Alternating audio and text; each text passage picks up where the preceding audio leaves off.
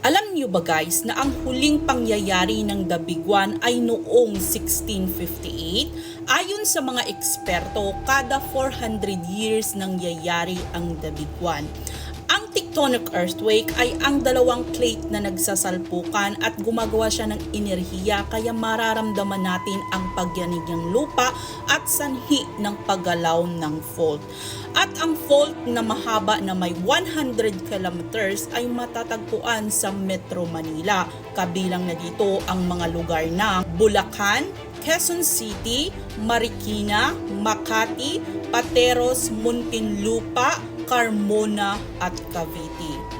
Itong mga lugar na ito sila ang pinaka-risk at pinakamalaking pinsala kung mangyayari ang The Big One. Ang The Big One na inaantay at inaantabayanan ng mga eksperto na baka daw mangyayari na ito dahil sa ngayon ay sunod-sunod ang pagputok ng mga bulkan at sanhi ng mga linog.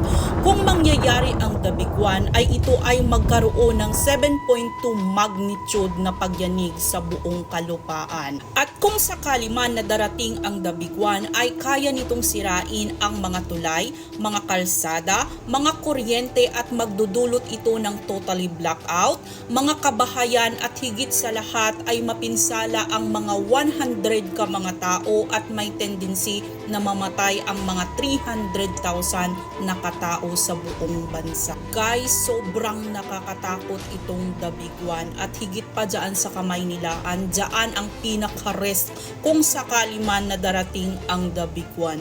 Guys, grabe na talaga. Ito na ba yung time na talagang sabihin nila na baka soon ay wala ng tao sa mundo dahil uubusin din tayo ng kalikasan?